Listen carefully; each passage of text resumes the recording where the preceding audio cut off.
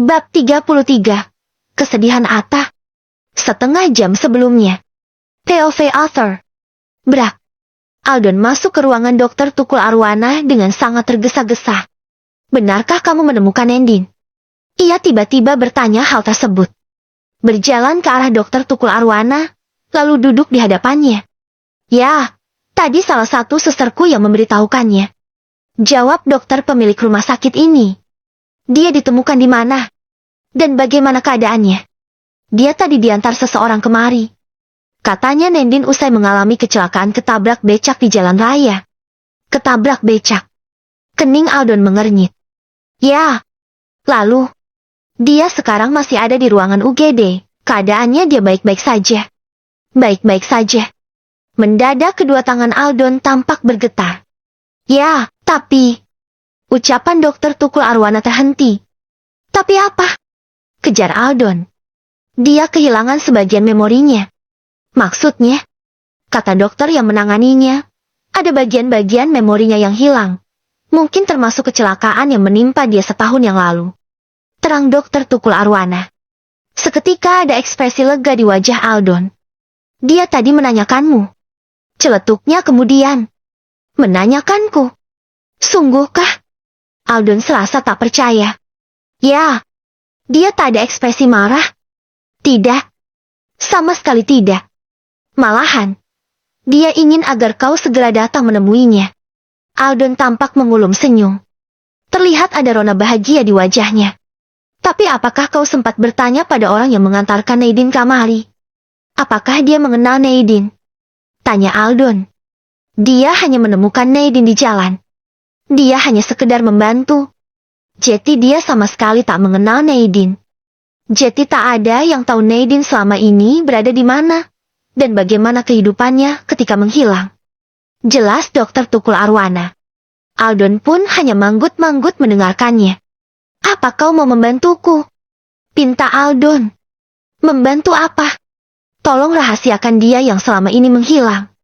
Jangan katakan pada Neidin bahwa selama ini kita semua telah menganggapnya tiada. Aku tak ingin dia kepikiran hal tersebut. Karena kita tak tahu. Selama setahun ini, dia menjalani kehidupan yang seperti apa. Baiklah. Aku akan menjaga rahasia itu. Lagi pula kita memang tak boleh memberi beban pada ingatan Neidin yang sedang mengalami gangguan memori. Dokter Tukul Arwana setuju dengan rencana Aldon. Sekarang temuilah dia. Mungkin dia sangat merindukanmu. Baiklah. Aku akan segera ke ruangan UGD. Aldo segera keluar dari ruangan Dokter Tukul Arwana. Ia segera pergi menuju ke ruangan UGD di mana Neidin berada saat ini. Setelah sampai, ia bertanya pada salah satu perawat. Si perawat pun menunjuk salah satu bilik di ujung ruangan ini. Aldon menuju ke bilik tersebut. Segera masuk, dan segera melihat sosok Neidin yang selama kurang lebih setahun ini tak pernah ia lihat sama sekali. Sayang, kamu nggak apa-apa. Lantang Aldon sembari berjalan mendekat ke arah Neidin.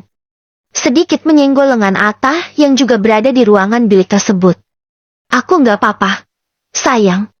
Tapi kenapa kamu lama banget? Timpa Neidin. Ia bergelayut manja terhadap Aldon. Atta menyaksikan pemandangan tersebut. Pemandangan yang membuatnya begitu terguncang. Ia tak menyangka jika si cantik telah berubah menjadi orang lain. Si cantik yang sama sekali tak mengenal dirinya. Tubuhnya pun bergetar hebat. Tubuhnya lunglai dan serasa memanas. Rasa syok telah menguasai dirinya. Dengan berlahan, Atta memundurkan langkahnya. Lalu ia tekadkan untuk pergi saja dari ruangan ini. Ia tak kuasa menahan rasa sakit hatinya jika terus-terusan melihat orang yang terlanjur ia cinta sama sekali tak mengenali dirinya. Dan malah begitu dekat dengan laki-laki lain. Sayang, apa kamu kenal orang yang barusan? Tanya Neidin terhadap Aldon begitu mereka hanya berdua saja. Maksudnya laki-laki yang baru saja di sini? Ya, dia teman kamu. Bukan. Oh, mungkin dia salah masuk ruangan. Neidin menerka-nerka sendiri. Sayang, sebenarnya aku kenapa? Sih? Neidin bertanya hal yang lain. Maksudnya, kenapa sebagian memoriku hilang? Aku gak inget kenapa aku bisa ketabrak becak. Kenapa aku bisa di jalan itu? Aldon bingung menjawab pertanyaan Neidin. Karena ia juga tak tahu apa yang telah terjadi pada Nadine. Kamu tadi sedang jalan-jalan, Nadine. Aldon membuat kebohongan. Jalan-jalan gak pakai mobil? Ya. Hahaha, sejak kapan aku suka berpanas-panasan? Nadine serasa tak percaya dengan dirinya sendiri. Hah, pantas saja kulitku jadi kusam kayak gini. Ia meraba kulit di bagian tangan. Oh ya, di mana mama sama papa? Kenapa mereka nggak kesini? Dia menanyakan hal yang lain lagi. Mungkin mereka sedang perjalanan kemari. Aku tadi sudah mengabari mereka. Jawab Aldon. Lagi-lagi dia harus berbohong. Sebetulnya ia belum memberi kabar apapun kepada kedua orang tua Nadine. Karena ia harus mengatur skenario yang terbaik. Tap, tap, tap. Seorang suster masuk ke dalam bilik. Ia membawa sebuah wadah di tangannya. Selamat sore Nona Nadine. Sapanya. Sore, Sus. Saya membawakan barang-barang Nona Nadine. Barang-barang apa, Sus? Barang-barang ini, yang tadi dibawa Nona. Suster itu menyerahkan sebuah HP Android murah dan satu sel baju yang tadi melekat di tubuh Nadine. Ini benarkah punya saya? Sus. Nadine serasa tak percaya. Iya, Nona. Ya sudah. Makasih ya, Sus. Iya, Nona. Sama-sama. Suster itu pun segera pergi. Kini kembali Nadine yang hanya berdua saja dengan Aldon. Masak aku pakai HP kayak gini, sayang? Nadine melihat dengan saksama handphone yang kini ada di tangannya. Iya, kamu pakai HP itu. Timpal Aldon dengan suara terbata. Enggak salah. Ini kan handphone murahan. Nadine serasa tak percaya. Entahlah. Aku juga heran dengan selera kamu. Kelakar Aldon pura-pura sambil tertawa. Nadine tampak mengutak-atik handphone tersebut. Sayang layarnya terkunci. Dan ia sama sekali tak ingat password yang ia gunakan. Sial. Enggak bisa dibuka. Rutuk Nadine. Lebih baik dibuang saja. Aku akan beliin kamu HP yang baru. HP yang mahal. Aldon hampir merebut HP pemberian Atta dari tangan Nadine. Jangan. Enggak usah dibuang. Kali aja kan di dalam handphone ini ada sesuatu yang penting. Aku kan gak inget. Cegah Nadine.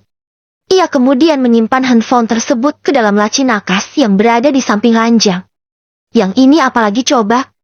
Kali ini Nadine melihat satu setel baju yang berada di pangkuannya. Baju yang ia kenakan sebelum ketabrak becak. Sebuah t-shirt usang dan celana jeans butut. Kenapa aku pakai pakaian kayak gini? Nadine begitu kebingungan. Entahlah. Aku juga kadang terheran dengan penampilanmu. Lagi-lagi Aldon berbohong. Ah, sudahlah nggak penting juga. Nadine juga memasukkan baju tersebut ke dalam laci meja. Ia berusaha untuk tak memikirkan keanehan tentang selera berpakaiannya. Sekarang kamu istirahat aja. Gih, kamu belum sembuh betul. Gumam Aldon. Aku ingin pulang aja, Aldon. Aku nggak suka ada di rumah sakit pengap kayak gini. Rengek Nadine. Iya. Nanti kamu akan pulang. Aku akan urus administrasinya dulu. Bener ya? Iya. Sekarang buruan istirahat dulu. Gih. Nadine pun segera berbaring di tempat tidur. Ia segera memejamkan matanya. Mengistirahatkan tubuhnya seperti keinginan Aldon. POV Mbah. Gue berjalan mondar-mandir di ruang tamu rumahnya Atta. Gue lagi nunggu kepulangan cucu gue yang sontoloyo itu. Dari siang tadi dia nggak ada kabar. Katanya mau menghubungi si cantik. Tetapi setelah itu dia kayak hilang di telan bumi. Gue hubungi nomornya nggak aktif. Gue jadi menduga-duga. Jangan-jangan dia digondol genderuwo penunggu pohon beringin di perempatan jalan sana. Genderuwo itu kan senang memakan korban cowok kere kayak si Atta. Gue menengok ke jendela. Langit udah kelihatan gelap. Hujan sedari tadi juga nggak reda-reda. Yang gue khawatirin malah si cantik. Jangan-jangan dia hilang, dan si Atta lagi sibuk nyariin dia. Gue rogoh HP dari dalam kutang. Tempat penyimpanan gue yang paling aman. Mending gue coba berusaha menghubungi si Atta lagi. Tetapi masih aja nomor dia nggak aktif. Brem, brem, brem.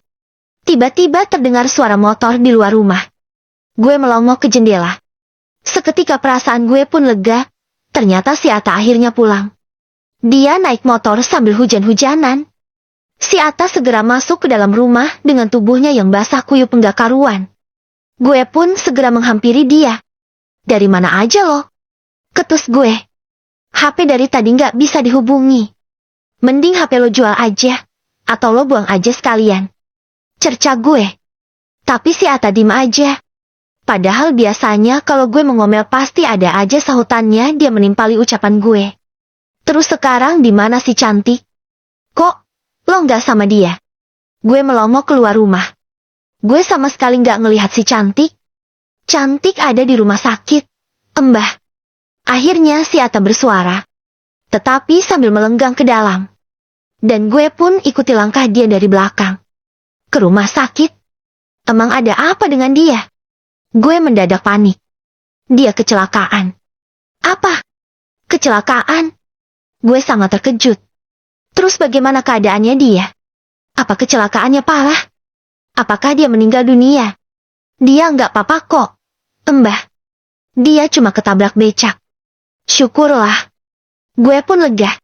Kalau dia nggak kenapa-napa, kenapa nggak lo ajak pulang? Kenapa lo pulang sendirian? Sejenak Ata terdiam. Seperti enggan menjawab pertanyaan gue. Dia malah sibuk masuk ke kamar. Melepas sepatu yang melekat di kedua kakinya. Tapi gue juga ikut ke kamarnya dia. Gue ingin mendengar jawaban dia. Lo bisu ya? Cerca gue. Cantik udah lupa sama Ata. Embah. Maksud lo? Gue kebingungan.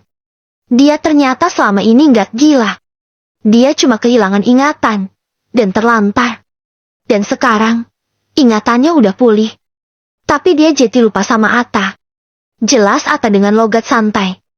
Seakan-akan apa yang sedang ia ucapkan adalah sesuatu yang sepele. Terus, kejar gue. Dia udah ketemu sama keluarganya yang lama. Dia udah ketemu sama tunangannya. Tambahnya. Dan gue hanya bisa tertegun. Gue serasa tak percaya dengan apa yang Ata ucapkan. Hah, Ata udah lega banget. Embah. Ata akhirnya udah nggak perlu lagi ngurusin si cantik. Ata udah nggak perlu repot-repot lagi jagain cewek gila kayak dia. Hidup Ata udah bisa kembali tenang kayak dulu lagi. Ata seneng banget. Ucapnya dengan dibubuhi senyuman. Tetapi sebuah senyuman penuh keterpaksaan. Udah ah, Embah. Ata mau mandi dulu. Ia meraih handuk dan baju ganti dari dalam almarinya. Lalu ia keluar dari kamar untuk menuju ke kamar mandi. Sedang gue segera duduk di ruang tengah. Gue masih mencerna apa yang dikatakan Ata baru saja. Si cantik yang katanya ingatannya telah kembali. Si cantik yang udah lupa sama Ata. Dan si cantik yang akhirnya kembali sama tunangannya. Lalu, bagaimana nasib Ata? Tiba-tiba perasaan gue ikut merasakan sakit jika membayangkan apa yang tengah dialami cucu gue. Ata yang selama ini hidupnya nelangsa. Tetapi kenapa Tuhan masih memberinya cobaan yang sebegini besarnya? Harus ditinggalkan oleh istri yang sangat dicintainya. Setengah jam pun berlalu. Ata tak kunjung keluar dari kamar mandi. Juga tak ada suara air di dalam ruangan lembab tersebut. Gue jadi teringat apa yang terjadi belasan tahun yang lalu. Keadaannya juga sama seperti ini. Ata mengurung diri di kamar mandi setelah mendapatkan kabar kematian kedua orang tuanya. Hal ini menunjukkan bahwa Ata tak sedang baik-baik saja. Dan apa yang dikatakan Ata tadi, juga senyum yang ia tujukan sama sekali tak sejalan dengan perasaan hatinya yang sesungguhnya. Gue pun khawatir. Gue segera berjalan menuju ke kamar mandi. Ata, lo ngapain di dalam? Tah, kenapa lo nggak keluar-keluar? Lantang gue sambil gue gedor-gedor pintu kamar mandi. Tapi tak ada sahutan dari Ata. Suasana di kamar mandi terdengar sunyi. Tah, lo nggak kenapa-napa, kan? Gue semakin khawatir. Embah mohon buka pintunya. Tah, titah gue. Tetapi tetap, nggak ada sahutan dari si Ata. Gue panik. Gue pun terpaksa melakukan jurus tendangan maut gue buat ngedobrak secara paksa pintu kamar mandi di hadapan gue. Brak. Pintu pun berhasil terbuka dengan kekuatan tendangan gue yang sangat luar biasa. Gue segera masuk ke dalam. Gue langsung tertegun melihat si Ata. Dia tampak duduk di lantai basah, di pojokan kamar mandi. Kepalanya menunduk. Ia memeluk kedua kakinya yang menekuk, dan wajahnya terbenam di kedua lutut kakinya tersebut. Tap, tap, tap. Gue berjalan mendekat ke arah dia. Setelah sampai, gue segera duduk berjongkok di hadapan dia. Lo kenapa? Tah. Tanya gue sambil gue elus kepalanya dia. Atau udah kehilangan cantik? Mbah? Atau udah nggak bisa sama-sama dia lagi? Lalu bagaimana hidup Ata setelah ini? Mbah? Atau udah terlanjur nggak bisa hidup tanpa dia? Lirih Ata dengan suara bergetar. Ia berbicara tanpa mengubah posisi tubuhnya. Wajahnya masih ia sembunyikan di kedua lututnya yang menekuk di depan D4 dah. Gue segera merengkuh tubuh Ata. Gue memeluknya dengan erat. Gue bisa merasakan apa yang tengah ia rasakan sekarang.